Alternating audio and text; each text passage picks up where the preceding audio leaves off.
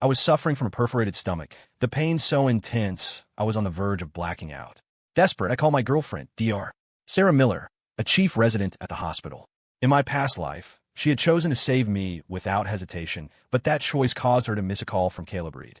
Consequently, Caleb died from severe blood loss following a car accident because he didn't get treatment in time.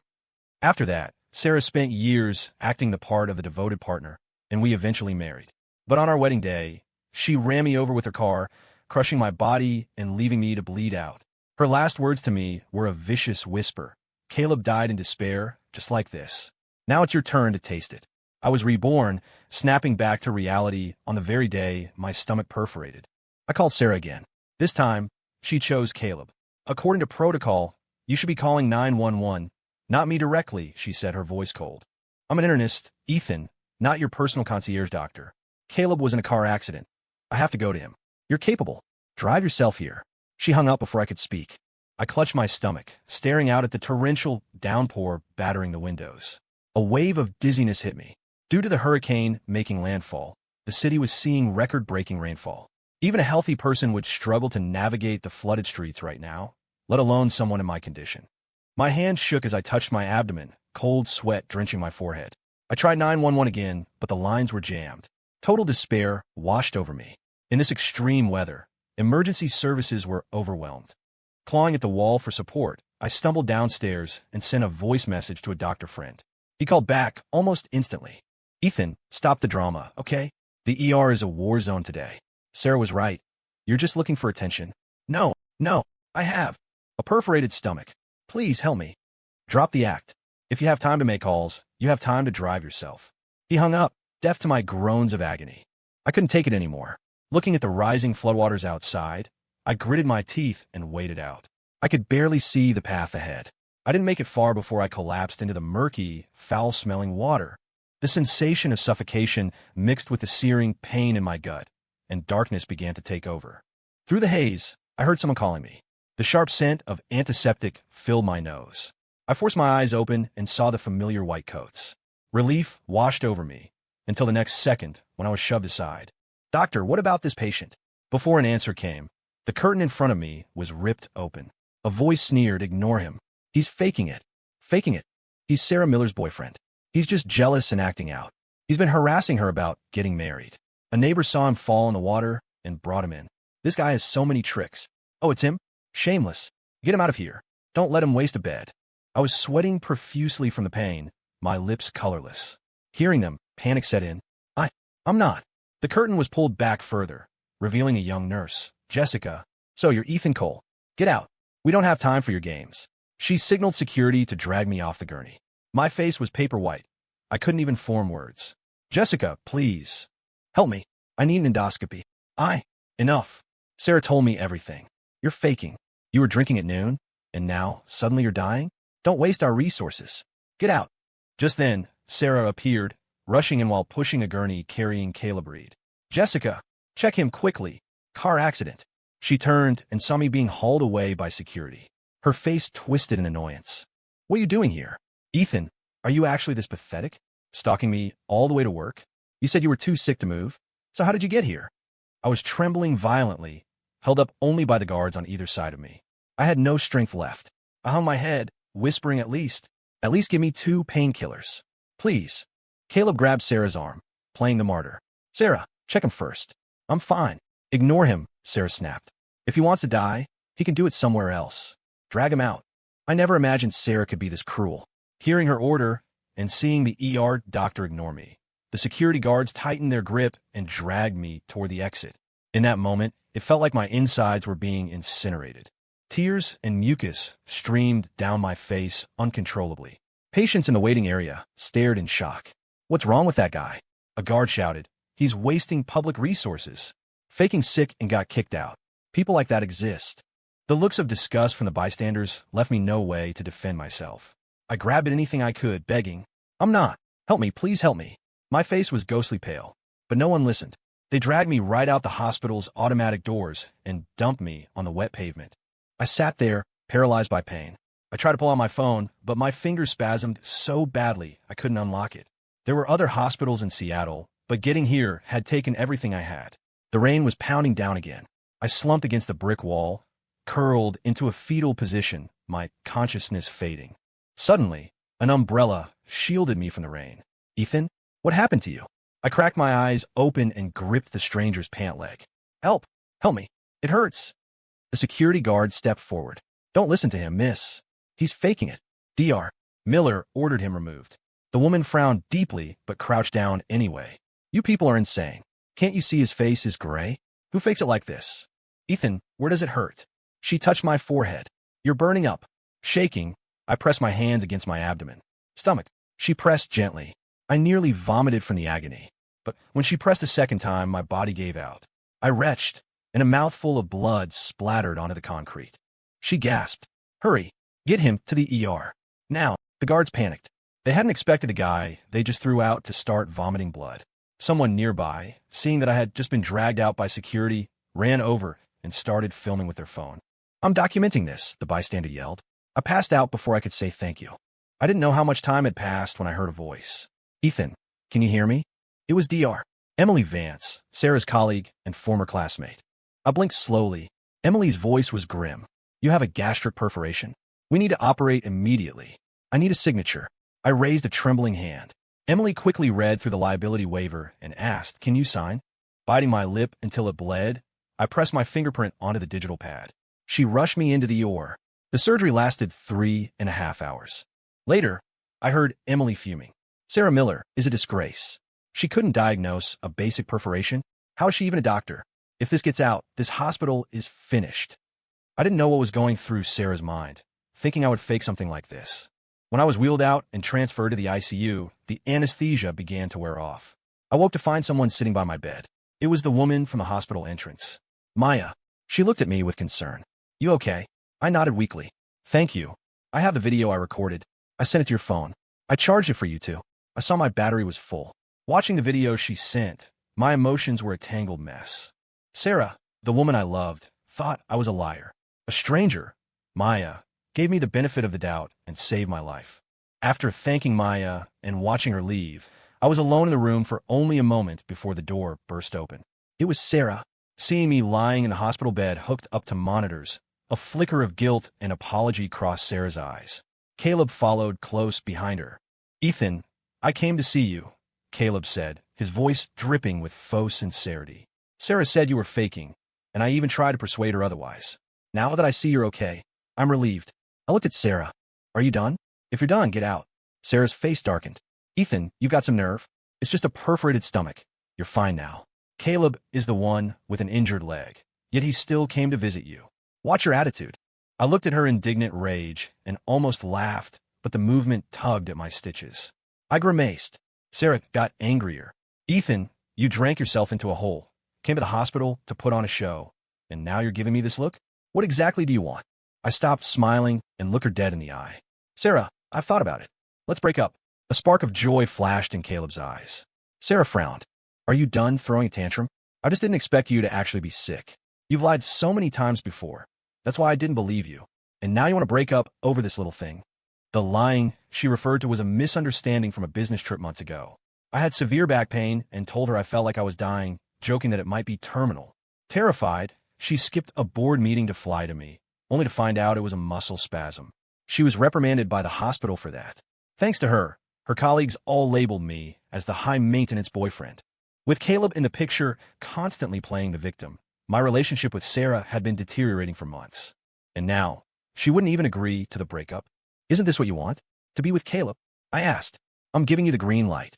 Sarah's face turned an ugly shade of green. Caleb and I aren't like that. Caleb looked at her with feigned shock, then turned a pitiful gaze on me. Ethan, I know you hate me. It's my fault. I shouldn't have relied on Sarah so much. Stop it, I snapped. You know you're clinging to her, yet you keep doing it. That's called being cheap. I'm sorry I was wrong. If you're sorry, get on your knees. Look at her words. Sarah clenched her fists. Ethan, enough. And you? I turned my gaze to Sarah. What did you even pass your boards? You couldn't spot a perforation? Fina. But I was in agony, and you had me thrown out into the rain like garbage. Do you have any idea how illegal that is? Shut up. Sarah shouted. This has nothing to do with Caleb. You brought this on yourself. As for your sickness, who knew if you were lying again? Fine, I was wrong this time. Don't make a scene. I'll pay your medical bills. If I wasn't fresh out of surgery, I would have slapped her. I didn't want her money. Get the hell out. I was shaking with rage, my wound throbbing. Sarah stepped forward aggressively. I grabbed the heavy glass mug from the bedside table and hurled it. It smashed against her forehead. Blood instantly began to flow. I felt a grim satisfaction. Caleb shrieked. How dare you hit her? Ethan, you've gone too far. He lunged and slapped me across the face. My vision went black. Half my face went numb, and a high-pitched ringing filled my ears.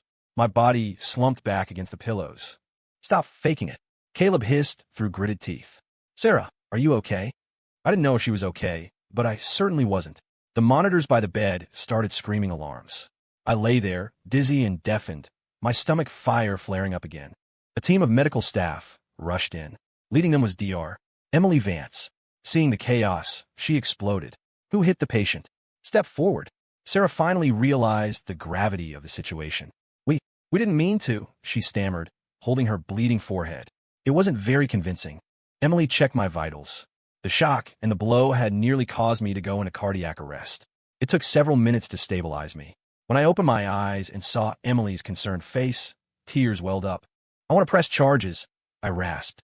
Doctors from this hospital broke into my room to agitate me. She incited her lover to assault a post-op patient. Caleb stood there dumbfounded. You started it. His voice was shrill, making my weak whisper sound even more pathetic. But no one missed the fact that he didn't deny being her lover. I laughed internally. Caleb was so used to sneaking around, he'd practically outed himself.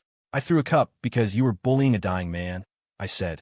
You knew I just had surgery. You came here to interrogate me and offer hush money for my bills. Is this how Seattle General handles malpractice? Leaving people to die and then trying to buy them off.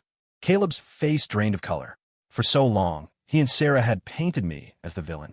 But seeing me broken in a hospital bed, their narrative fell apart. Emily spun on Sarah.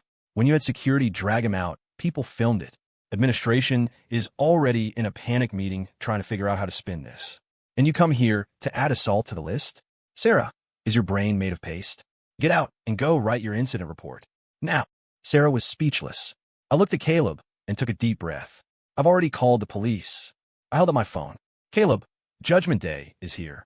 Caleb froze. I looked at Sarah again. I meant what I said about breaking up. Don't come back. Sarah saw the icy resolve in my eyes and finally understood. I was done. Rest now. Emily told me gently. She checked my bandages. The wound had bled a little from stress. She treated it, though it stung sharply. I insisted on a forensic injury report. When the police arrived, they pulled the room's security footage. It clearly showed Sarah and Caleb harassing me, and my reaction was deemed self-defense against extreme provocation. Caleb was arrested for assault. Ethan, he didn't mean it. Sarah started, looking panicked. Get out, Sarah. You should be worrying about the court of public opinion, not him. She was sinking, yet she still tried to save him. Pathetic.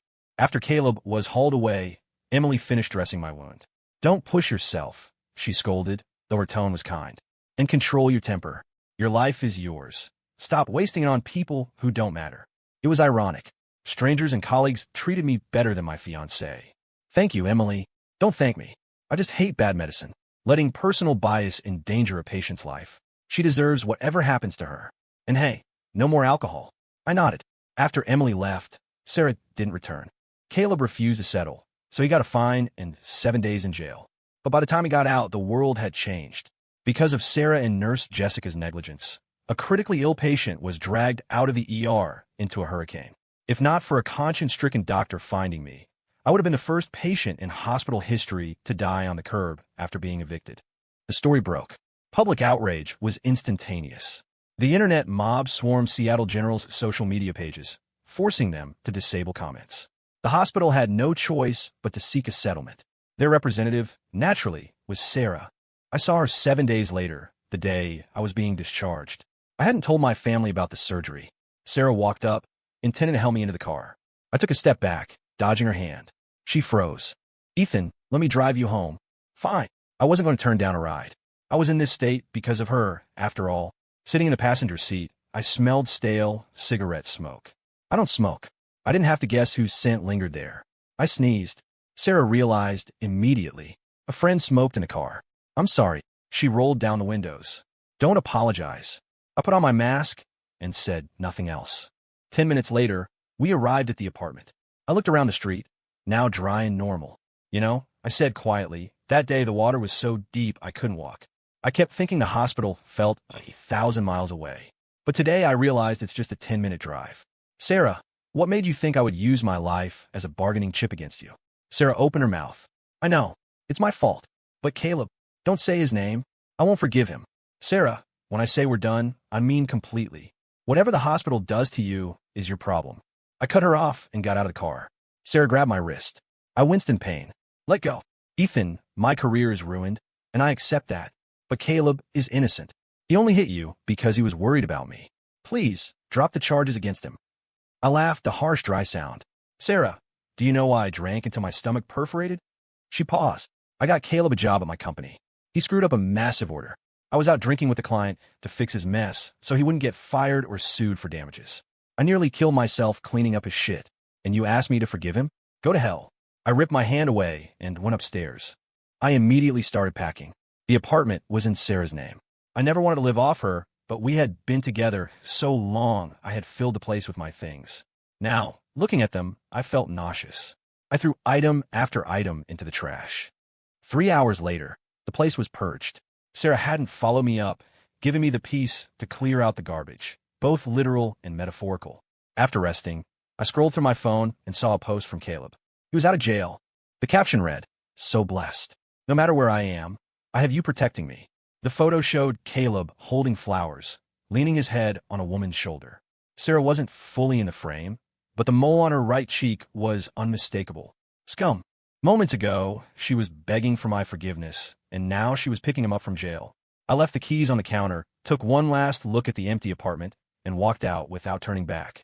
I checked into a hotel, hired a lawyer, and filed a lawsuit against Seattle General and a complaint with the medical board. Since she wanted to play happy family with Caleb, I decided to sue him too. The forensic injury report from the hospital was useful. I might not get a huge payout, but I will make sure he paid a price. After setting everything in motion, I canceled my leave and went back to work. Caleb had been detained for a week, so naturally, he lost his job. When I arrived at the office, he was there to collect his things. Seeing me, his eyes filled with venom. Ethan, are you happy now? Even if I leave, Sarah will never want you. I sneered at him. Trash belongs in the dumpster. If you want to recycle, go ahead. You talk big, but you spent 6 years chasing her like a dog. Now you're acting tough, playing hard to get. With Sarah not around, Caleb dropped the innocent act. He was right. I had been a fool for 6 years, thinking I could warm a heart of stone. But Sarah's heart belonged to Caleb. I shrugged. I hope you two grow old together. Seriously, stay locked together and don't inflict yourselves on anyone else. And Caleb, keep your pet on a leash. If Sarah comes near me again, I won't be polite. Caleb scoffed, grabbed his box, and left.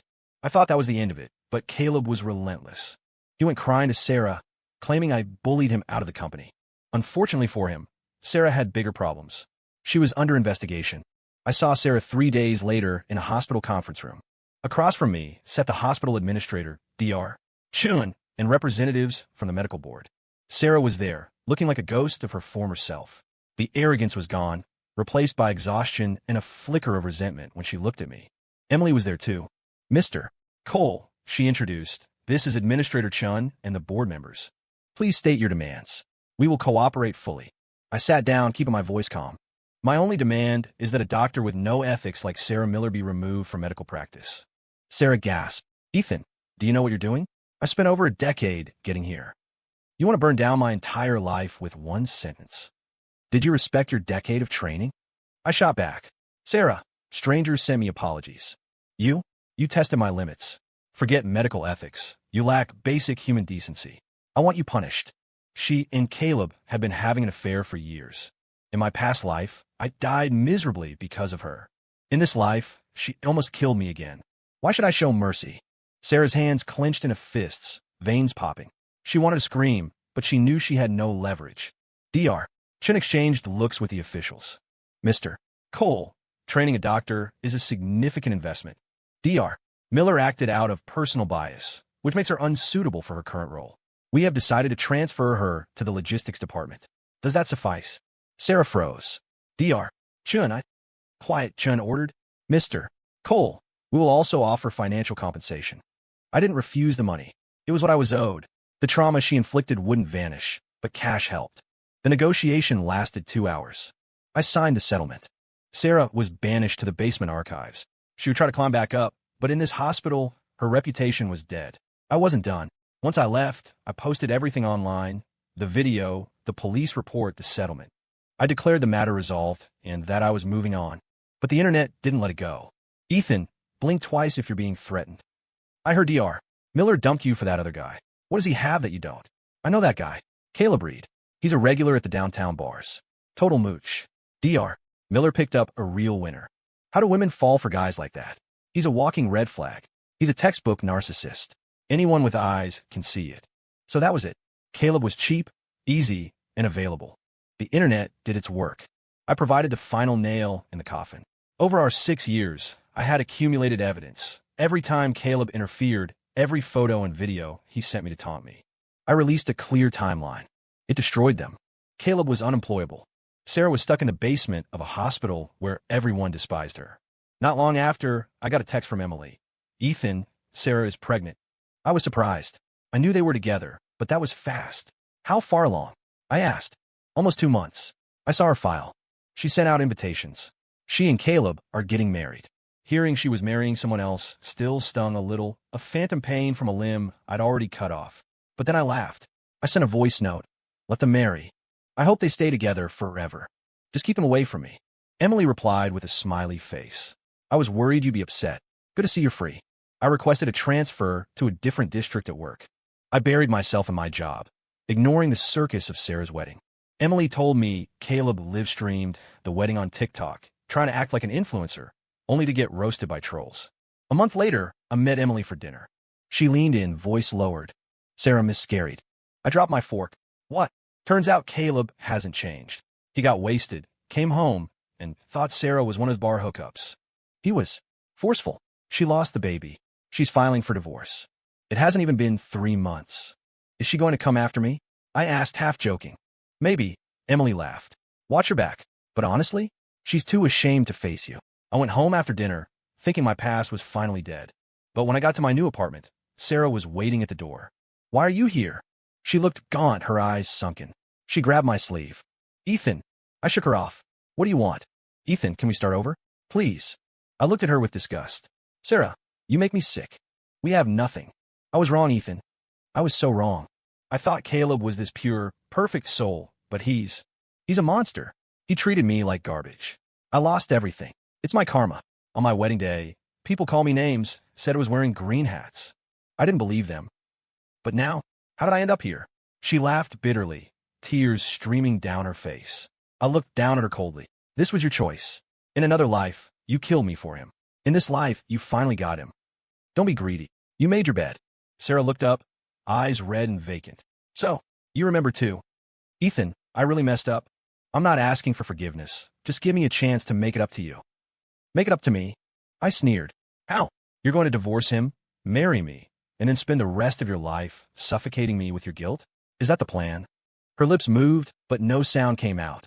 If not, then get lost. Every time I see you, I feel nauseous. Her face went pale. It shouldn't be like this. In the last life, we got married. We were supposed to. Sarah, you haven't had a place in my life for a long time. I pointed to the stairs. Get out. Sarah refused to move, sobbing louder. Suddenly, a shadow lunged from the stairwell, slamming Sarah against the hallway window. Sarah, you cheating witch. I knew you were no good. Still thinking about him, aren't you? Eating from the bowl while staring at the pot. It was Caleb. He looked deranged. I'll kill you. I'll kill you both. Caleb pinned her against the window frame. My apartment was on the 6th floor. They wrestled in the narrow corridor. I pulled out my phone instantly. I wasn't getting blamed for this. I was about to call 911 when a piercing scream tore through the air. Crash. Sarah shoved Caleb hard. The old latch on the window gave way. Caleb tipped backward, flailing, and plummeted out of sight. I froze. I shoved Sarah aside and leaned out. Down below, on the concrete of the parking lot, Caleb lay motionless in a widening pool of dark blood. I turned to Sarah. She was shaking, eyes wide with horror. No, I didn't mean to kill him. You idiot. I shouted. Go down there and try to save him. You're a doctor. Sarah snapped out of her trance and bolted down the stairs. But it was useless. By the time I got down, bystanders had gathered. Caleb was gone. The impact on the paved lot had been fatal. Someone had already called 911. I called the police. Sarah sat on the asphalt, staring at her bloody hands, catatonic. When the police arrived, I gave my statement and provided the hallway security footage from my doorbell cam. It clearly showed the struggle and the shove. Sarah's mother arrived at the station later, screaming, You curse. If not for you, my daughter wouldn't be in this mess." She tried to claw at my face. I grabbed her arm and shoved her away. In the past, I took her abuse because I loved Sarah. Now, I had no reason to be polite. "Touch me again, and I'll press charges," I warned. She threw a tantrum right there in the precinct. The officers warned her, then detained her when she tried to slap a cop. I gave my testimony and went home. Later, I met Emily for coffee. She shook her head in disbelief. Caleb was always a player. Only Sarah bought his innocent boy act. Married 2 months, and one acts as the executioner for the other. It's tragic but self-inflicted. "Did you know?" she whispered. At their wedding, Caleb invited his bar friends. They practically turned the reception into a frat party. Sarah's mom looked like she swallowed a lemon. Sarah should have seen the signs then, but she was pregnant and delusional. "Karma," I said quietly, but I didn't feel triumph. Just a heavy sense of exhaustion at the absurdity of it all. The trial took 6 months. Caleb's family demanded blood for blood. Sarah's mother sold everything she owned to settle with them, begging for leniency. Sarah was sentenced to 20 years for manslaughter. I went to the sentencing. When the judge read the verdict, Sarah looked back and saw me in the gallery. She collapsed to her knees, wailing, begging for my forgiveness. I kept my face blank, turned around, and walked out. I had escaped the fate of being murdered. Sarah had faced the consequences of her betrayal, but I still had a life to live. Stepping out of the courthouse, I looked up. The sky was a brilliant, wash-clean blue. A gentle breeze brushed my face. The nightmare was over. Sarah was just a detour in my life. Now, the road was open, and I was ready to drive. Story complete.